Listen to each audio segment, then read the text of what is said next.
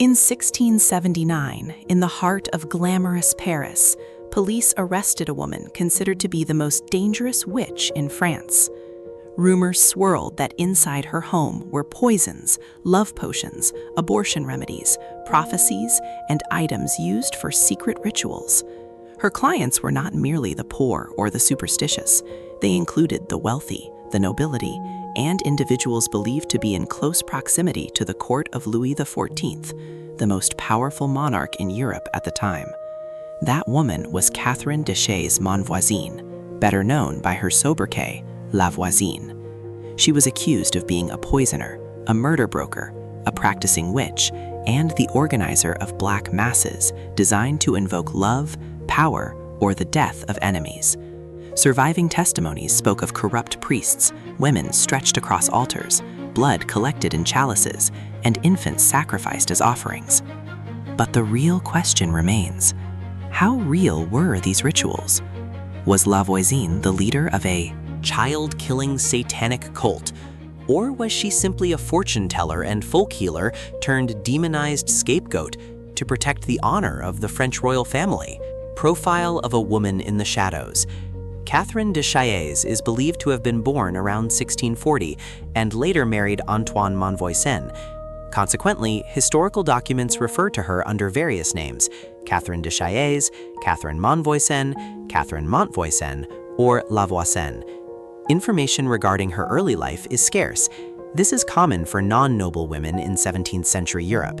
Though they could play vital roles within their communities, they were rarely recorded in official histories, unless tied to a criminal case, a prominent marriage, or a political scandal.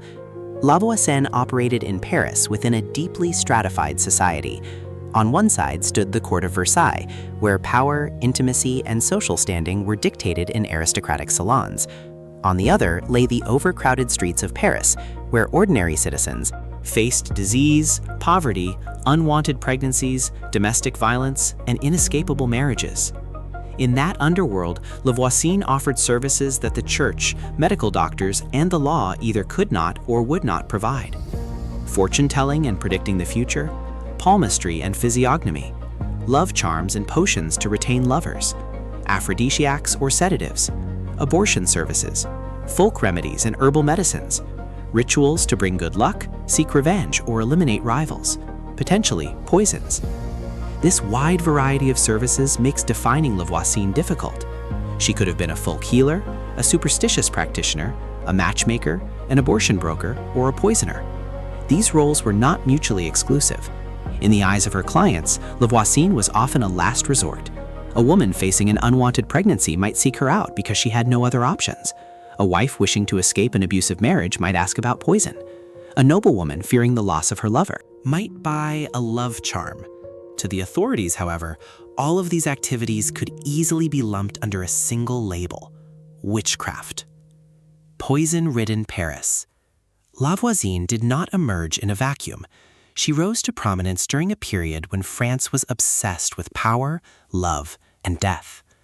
Louis XIV ruled France for decades, carefully crafting an image as an almost invincible monarch.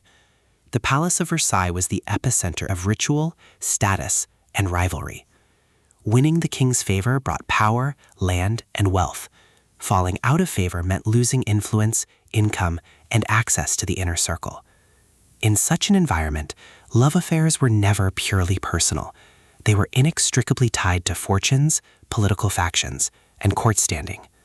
A woman might seek out La Voisine to maintain the attention of a powerful man, cause a rival to fall from grace, change the mind of a husband or lover, conceive or terminate a pregnancy, foresee whether she was about to be abandoned, exact revenge on someone who had wronged her.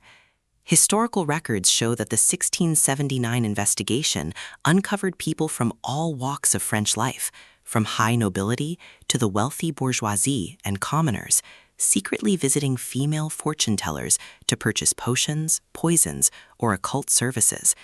This indicates that La Voisine was not an isolated figure. She was a key node in an underground market that had flourished long before her arrest. People like her offered something official society could not control: the illusion that one could manipulate fate through a secret formula. the Brinvilliers affair, and the doorway to court. Voisin's case is often viewed within a broader context known as the Affair of the Poisons, or l'affaire des poisons. However, this grand scandal did not begin directly with her. One of the sensational cases preceding hers was that of Marie-Madeleine Marguerite d'Aubray, the Marquise de Brinvilliers. She was convicted of poisoning her father and two brothers to claim the family inheritance. The scandal terrified the French public, exposing the terrifying ease with which poison could be covertly used within wealthy families. At the time, lethal substances could easily be mixed into food, wine, or medicine. Forensic science was not advanced enough to quickly identify the cause of death. A person dying after days of abdominal pain, vomiting, or wasting away was often assumed to have fallen ill to disease rather than poisoning. The Brinvilliers' trial triggered a new panic. Was there an entire network operating among the aristocracy, specializing in the trade of lethal poisons? This question prompted authorities to turn their attention to alchemists, apothecaries, fortune-tellers, midwives, and other suspicious figures. Gradually, fortune-telling and folk remedies became conflated with murder. Voisin became the central figure because of her vast client network, her knowledge of potions, and rumors that she knew the intimate secrets of the high elite. The arrest on March 12, 1679. On March 12, 1679, Catherine Voisin was arrested. Historical studies note this date alongside the arrest of her main alleged accomplice, a man known as Lesage, 12 days later. Her arrest was not the result of a single crime scene with clear physical evidence, like a body and a bloody knife. It was the culmination of a web of testimonies, suspicions, and a sprawling investigation. Authorities tracked down Paris's potion sellers and fortune tellers, seeking client names, transaction locations, recipes, and connections among suspects. As the investigation widened, what began as an inquiry into illicit poison sales morphed into a scandal encompassing poisoning, murder, love charms, abortions, divination, sorcery, rituals deemed sacrilegious to the church, the alarming possibility that high-ranking nobles had used Voisin's services. The king refused to let the matter be handled as a routine criminal case. He established a tribunal known as the Chambre Ardente, a special body tasked with investigating and trying severe charges of poisoning and witchcraft. The Chambre Ardente held 210 trials, issued 319 arrest warrants, and sentenced 36 people to death. These figures demonstrate that the affair of the poisons was far larger than just Voisin.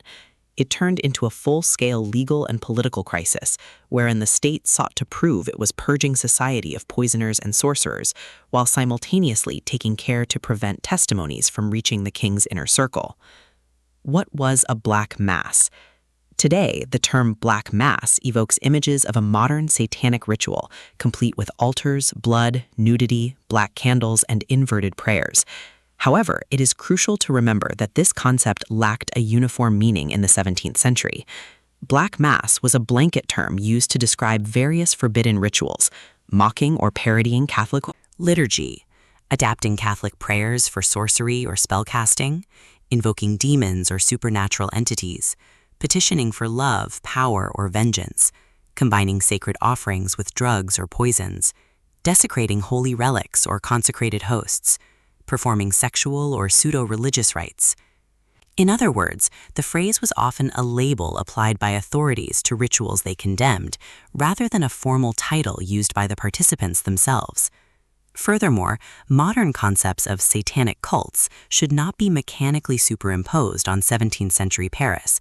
Back then, belief in demons, witches, curses, and magic existed within a vastly different religious and social framework.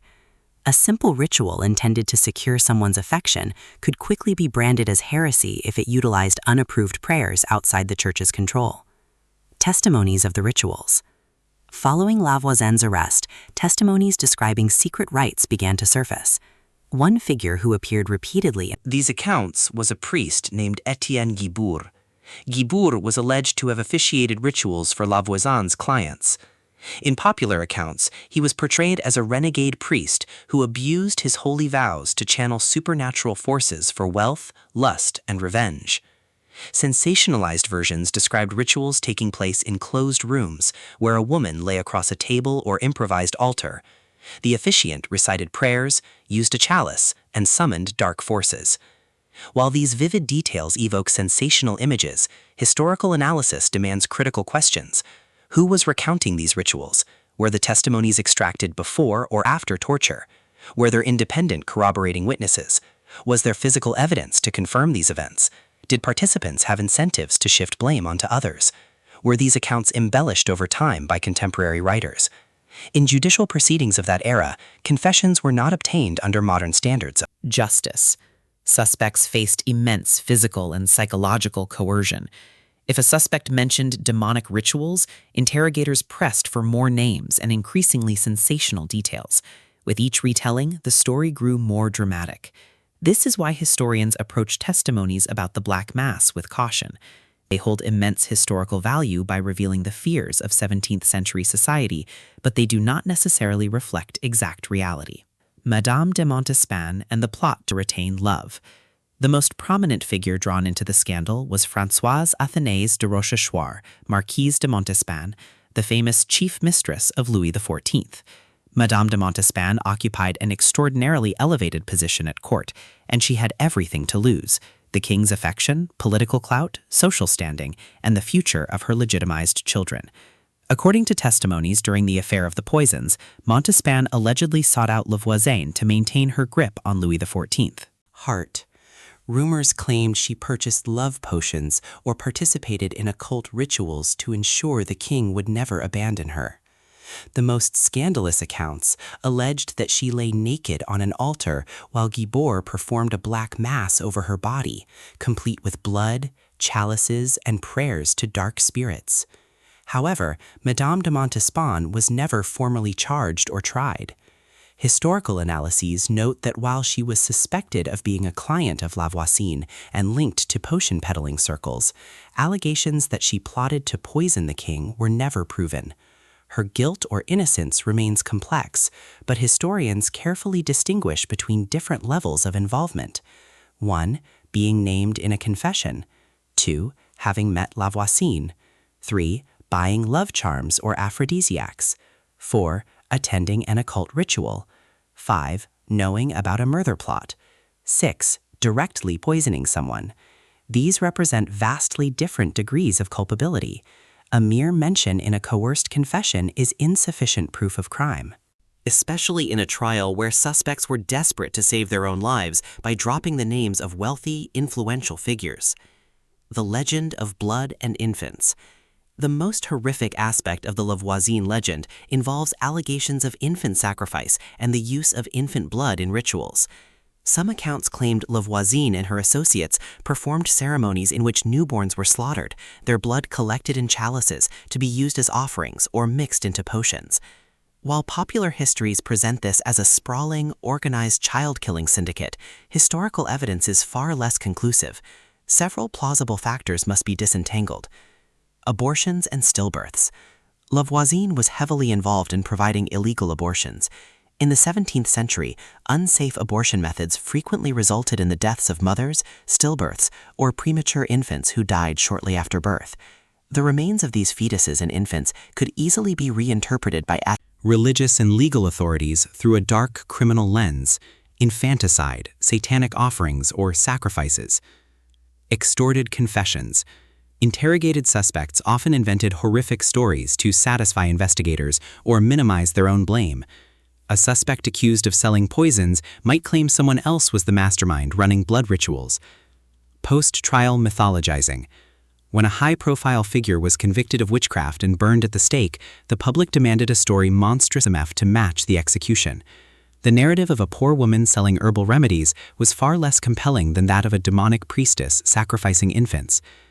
Potential real crimes. It is important not to dismiss everything entirely.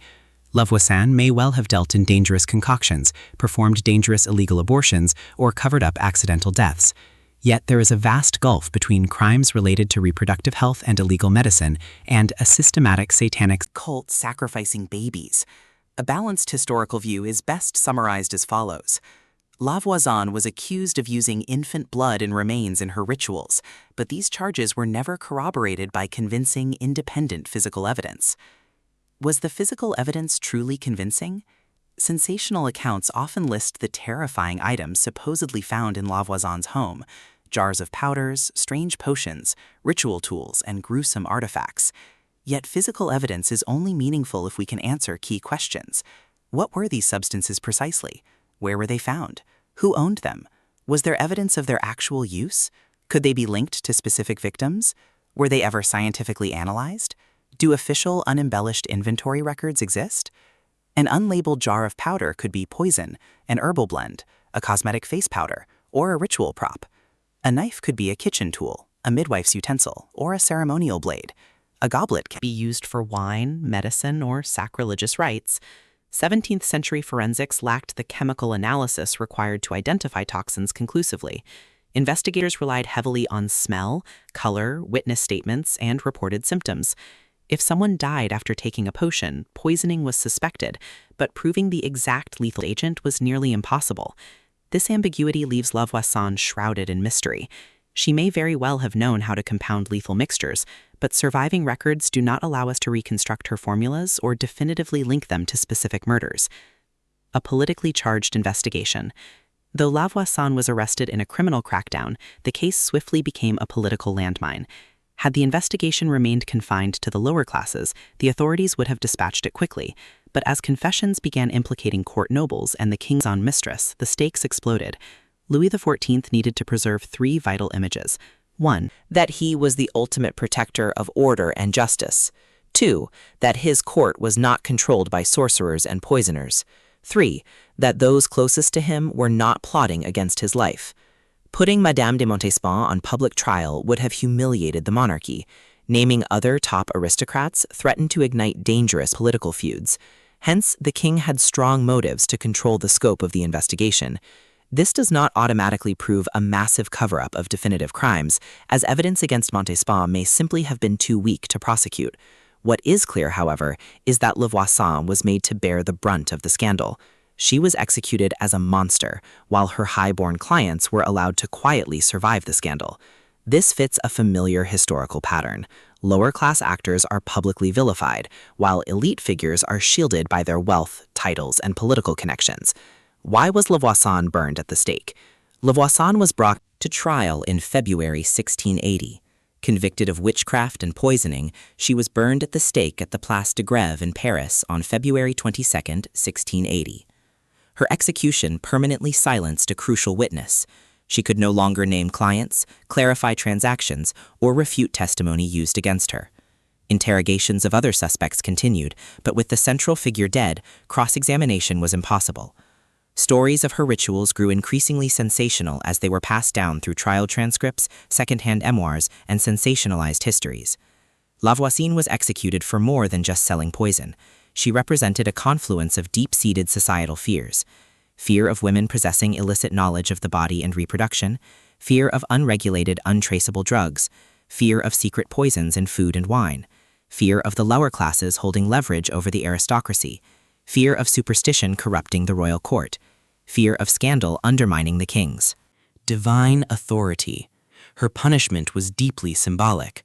The state did not merely execute a criminal, it sought to demonstrate that royal authority had incinerated the dark arts. Were the black masses real? The answer requires a nuanced, multi-layered view. Likely real. Secret rites, love spells, fortune-telling, and folk magic blending folk customs with Catholic prayers almost certainly took place. La Voisin operated within a real underground market, serving real clients with very real anxieties. Probable clerical involvement. Figures like Etienne Guibourg likely conducted dark rites for desperate clients. However, specific details of individual ceremonies rely heavily on post-arrest confessions. Unproven. Madame de Montespan may have used La Voisin's services or bought love potions from her network, but allegations that she lay naked on an altar, participated in blood sacrifices, or plotted to poison Louis XIV remain unproven by historical standards. Highly Dubious claims of infant sacrifice and ritual bloodletting lack reliable independent evidence. They were likely exaggerations arising from botched abortions, stillbirths, coerced confessions, and sensationalized urban legend. Unsubstantiated. There is no reliable evidence to portray La Voisine as the grand priestess of an organized satanic cult, functioning like the occult groups of modern fiction. La Voisine, witch, criminal, or scapegoat. Reducing La Voisine to a simple witch ignores the complex historical figure behind the legend. She was likely an intelligent, shrewd businesswoman who understood human psychology. She recognized that her clients weren't just buying potions or spells, they were buying hope. A desperate person in distress does not ask for scientific proof. They want someone to promise them that a straying lover will return, an enemy will be punished, an illness will fade, an unwanted pregnancy can be ended. The king will keep loving them.